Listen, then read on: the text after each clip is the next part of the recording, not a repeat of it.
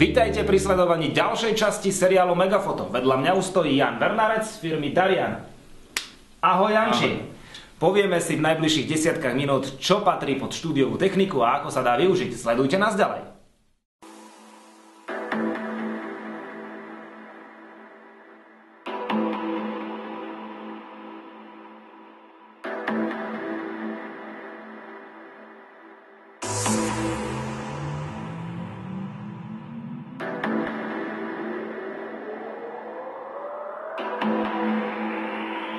Základom fotografie, tak ako aj štúdiovej techniky, je svetlo v ateliéri.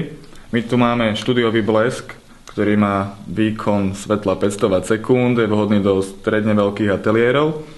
Tieto štúdiové blesky sa ovládajú výkonnostne potenciometrami. Tu je celé delenie toho výkonu blesku po jednotkách a jemnejšie delenie po desatinách.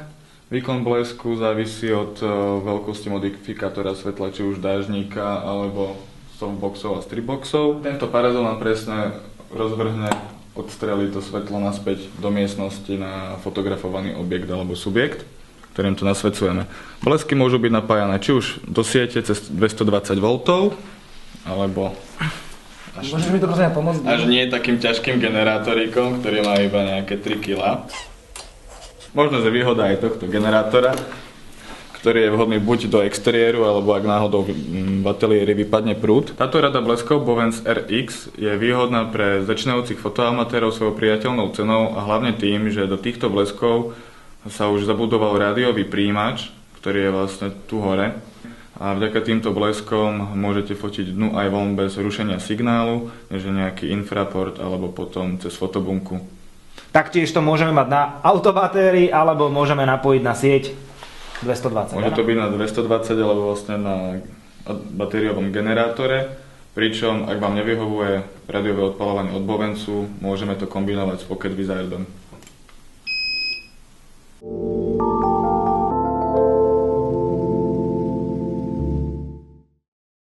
Pre tých, ktorí sa boja veľkých štúdií alebo nemajú doma na to priestor, chcú si spraviť malé štúdio. Sú aj nejaké malé veci? Tu sa totiž objavila veľmi malá šikovná vec. Zvyčajne každý druhý fotograf má vo svojej brášni systémový blesk, ktorý je rozmerovo menší, aj výkonnostne o niečo nižší, než sú veľké štúdiové blesky. Dajú sa využiť aj v tom štúdiu. Je na to potrebné hlavne nejaké to príslušenstvo na upevnenie, uchytenie, čiže štúdiový statív, rádiové odpaľovanie, blesk a Sieťka proti komárom. Sieťka proti komárom. Sieťka proti komárom. Táto sieťka na komáre je na usmernenie toho svetla, volá sa to voština.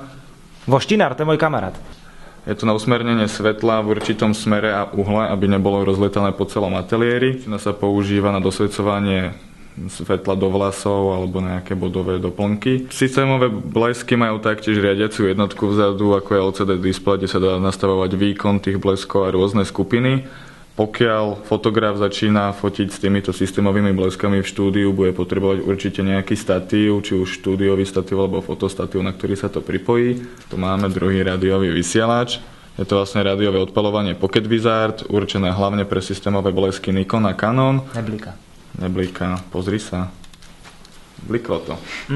Bliká to celkom silno, hoci je to malé. Aj vonku sa s tým dá fotiť, čiže nie je problém. Cenová dostupnosť? Cenová dostupnosť je veľmi dobrá, stojí to okolo 300-400 eur. Taktiež na tieto malé systémové blesky sa dajú využiť aj takéto veľké štúdiové nadstavce, ako sú stripboxy a octaboxy. Poďme na stripbox. Janči, my sme si sem teraz vysunuli stripbox, ale mohol by si ma prosím ťa dostať do správneho svetla? Stripbox alebo octabox, všetko to spadá po softboxy. Je to vlastne príslušenstvo na usmernenie svetla. Strip je tento, je vlastne obdĺžnikového tvaru, používa sa to na nasvedcovanie či už celej postavy z boku, aby bolo to svetlo po celej výške. Alebo na striptease. Stripteasy, akty, aj na akty sa to hlavne používa. Každý softbox má predný difúzor, ktorý sa dá zložiť. V prípade, že sa to dá aj vyprať. Na 60? Podľa návodu. Na 30. 30 na 60. Každý softbox, čiže tento stripbox je znútra strieborný, aby sa blesk, ktorý je vlastne tu vzadu, rovnomerne rozptýlil po celej ploche. Následne ešte tento vnútorný difúzor, ak fotograf potrebuje veľmi jemné nasvietenie toho objektu, ktorý sa nemusí použiť vo vnútri. Tento vnútorný difúzor je len na jedno zjemnenie toho svetla. Nie je po celej ploche, preto nám môže to svetlo utiecť po stranách a môže to narobiť šarapato v ateliéri. Tento, ktorý máš ty v ruke, je ten hlavný predný difúzor, aby uzatvoril svetlo vo vnútri a mohol ho rozptýliť vlastne do priestoru. Ďalší v rade softboxov je Octagon. Prosím ťa, aký je rozdiel medzi Octagonom a Stripboxom? Hlavný rozdiel je v tvare. Stripbox je obdĺžnikového tvaru, Octagon je 8-uholník, používa sa na hlavné nasvedcovanie či už objektov alebo modeliek. Každé svetlo vytvára odlesk v očiach, pokiaľ je jednosmerované. Octagon má 8-uholníkový odraz. Kvôli tomu sa aj dokupujú k rôznym týmto softboxom masky. Je to vlastne buď kruhová maska alebo štvorcová maska, ktoré sa nalepujú ako tento difúzor, čo sme vlastne skladali z toho triboxu. Tie masky sa potom tu nalepia. Kruho je difúzne a okraje sú čierne. Na tieto striboxy sa taktiež aj dokupujú voštiny, ktoré sme si ukázali pri systémových bleskoch. Sú to vlastne látkové voštiny, ktoré sa natiahnú na obrubu tohto softboxu a taktiež usmernia v jednom uhle svetlo. Milí diváci, v tejto chvíli sa strácam. Raz mi Jozef povedal, že je to na varenie lekváru. Mám skôr pocit, že ak ste nenaladili seriál Megafoto, s týmto ho určite naladíte. Alebo Janči, povedz, na čo je toto? Čo to je? Toto sa volá Beauty Dish. Na rozdiel od softboxov je to z hliníku. Vnútro je zvyčajne biele. Nedá sa vyprať. Nedá sa vyprať, ale dá sa očistiť vlhkou handrou, ak to niekto zašpiní. Potom sa následne môžu dokupovať tieto terčíky. Terčík slúži na to, že z tejto výbojky, ktorá je na blesku, vyžaruje svetlo, odrazí sa do terčíka, terčík naspäť do beauty dishu a následne svetlo nasvietí modelku. Používa sa to v beauty alebo fashion fotografii. Beauty dishe sú hlavne kruhového tvaru, nakoľko odraz v oku má byť kruhový, alebo slniečko máme kruhové. Všetko svetlo meráme čím? Expozimetrom. Svetlo buď máme zábleskové alebo trvalé, to čo drží je vlastne expozimeter značky Sekonic. Zábleskové je to, čo sa zableskne z tohto, áno, či už softboxu alebo beauty dishu. S týmto meriame aj trvalé svetlo, ktoré na nás momentálne svieti a kameraman sa usmieva, alebo proste zábleskové svetlo z tohto blesku. Meráme ho v čom ale? Meráme ho v čase, čiže v sekundách a potom v clonových číslach. Každý fotograf by sa mal vyznať medzi parametrami ako je ISO, čo je citlivosť snímača, clona pod F-kom označená alebo čas pod T-čkom. Ty máš nejakú menšiu vreckovú verziu? Je to aj do vrecka, ale hlavne je to pre začínajúcich fotografov, kde tie funkcie sú takmer rovnaké. Je to taktiež na meranie trvalého svetla, zábleskového svetla, alebo sa môže prepojiť tento expozimeter synchrokáblom k blesku, že stačí stlačiť iba tlačidlo test na to meranie a odpálí sa každý blesk navzájom. A už je z toho ďalkové ovládanie. Na čo slúži táto kulička? Fotobunka? Táto kulička to je meracia kalota, pokiaľ je vysunutá, je to nastavené na meranie 3D objektov, čiže buď portrét alebo nejaké živých bytostí, nemusia byť živé. A kľudne stoličky, skrine, proste niečo. Mŕtve modelky? 3D, mŕtve modelky, ak niekto na to má chuť. Pokiaľ sa gulička zasunie, slúži to hlavne na meranie expozície toho svetla, tej intenzity, ak sa robia reprodukcie obrazov, ktoré vlastne sú ploché. Keď sa nasvedcuje, alebo to svetlo sa inak odráža na plochých predmetoch ako na 3D predmetoch. Prosím ťa, po slovensky povedané, táto prievidza, respektíve kukátko nespisovne je na čo? To je na to, aby fotograf si mohol bodovo na diaľku namerať expozíciu iba jedného bodu. A koľko expozimeter, keď máš vysunutú túto kalotu, meria dopadajúce svetlo kompletne. Toto kukátko využijú hlavne krajinkári, ktorí na diaľku potrebujú odmerať expozíciu určitého bodu, aby zachovali presnosť merania. Aj filmári. No a povedal si, že to tvoje má diaľkové ovládanie, tak sa presuňme k posledným veciam a to sú diaľkovo odpalované hračky. Presne tak. To, čo držím v tejto ruke je Pokévizor Plus 3, je to manuálny rádiový odpalovač. Už to máš ty? Už to máme.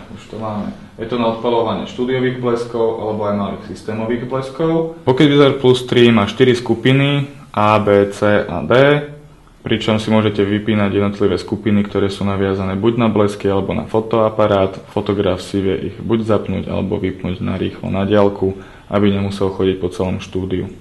V štúdiu na Račianskej som našiel takéto volačo. Asi to nie je lanovka alebo navozenie modelky. Slúži to na čo?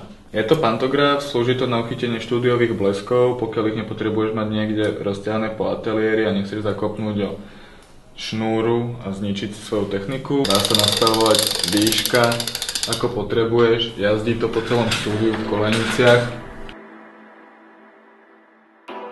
O štúdiovej technike by sa dalo ešte rozprávať ďalšie minúty, hodiny, aj týždne, napríklad o takej správe farieb, ale my už sa musíme presunúť na nakrúcanie do televízie a tam si povedať, čo je to štúdio a štúdiová technika. Janči, dovol by som ti poďakoval tebe a firme Darian. Ďakujeme. Ďakujem. Ako sme sľubovali, za štúdiovou technikou sme sa vybrali aj do profesionálneho televízneho štúdia Západoslovenskej televízie. Chcel by som sa ťa, Juraj, spýtať, čo je pre teba najdôležitejšie v štúdiovej technike? Čo by tam nemalo chýbať? No tak v prvom rade, aby sme mohli vysielať, ako keď sme televízne štúdio, tak samozrejme kamera, dobré svetlo a nejaký strihový pult, režijný pult, dobrý výstup, dobrý počítač. To sú také základné veci samozrejme a dobrá scéna, štúdio a Kľúčovacia plocha, parádne pozadia. plocha, áno. Chcel by som sa ťa ešte spýtať, či už ste niekedy nakupovali vo firme Megafoto? A ak áno, čo to bolo? No jasné, tak Megafoto síce zastrešuje tovar na fotoprístroje, ale tým, že využijeme aj napríklad taký základný blend, alebo jak by sa to povedal, základnú vyváženie bielej, základnú plochu, potrebujeme vyvážiť bielu. Čiže nielen pri foťaku, ale aj pri kamere sa to používa. Kamere, áno. Nejaké tie kartičky, SD, svetlo na kameru, ktoré je výborné. Čistiace sády nejaké, USB kľúče, také drobotiny, čo potrebujeme a sú užitočné, praktické. Veľmi dobrá pomôcka pre moderátorov, čítačka. Veľmi rád by som to mal pri tvorbe seriálu Megafoto. Ty si už mal prax s tým, takže není problém. No a z Megafoto ešte Pozor na bradu! takéto niečo. To sú odrazové plochy. Keď je málo svetla na kameru, odrazí si také, aké potrebuješ. Čiže nielen tarče zamerávace, ale aj odrazové plochy. Veľmi dobrá vec. Ste spokojní so službami firmy Megafoto? Spolupráca je výborná, ja si myslím, že dúfam, že aj do budúcna bude. A čo by si ešte ty chcel vylepšiť napríklad na takomto štúdiu, alebo či snívaš o vlastnom štúdiu, nejakom televíznom doma? Tak o vlastnom štúdiu sníva každý, ale tie sny rýchlo skončia pri tej sume, keď si na to pomyslí, čo všetko do toho by trebalo investovať, ako napríklad aj tu vidíte. Také poriadne štúdio, koľko peňazí stojí? Či už televízne alebo foto? Odhadom. Koľko máme šetriť? Ja si to neviem ani tipnúť, lebo to sú také zavratné sumy, že ešte chcem žiť zdravý. Ďakujeme za rozhovor, sme nesmierne radi, že aj Západoslovenská televízia je spokojným zákazníkom a spokojných služieb firmy Megafoto. Ďakujeme, že sme mohli byť v štúdiu Západoslovenskej televízie, my už nebudeme viac rušiť, pretože práve teraz sa tu strihajú večerné správy.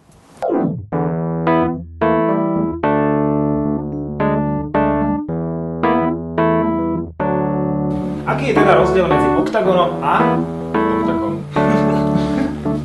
Freeboxov. Niečo tu horí, ne? Necítiš to? Ne. Ne? No dobre, tak poď.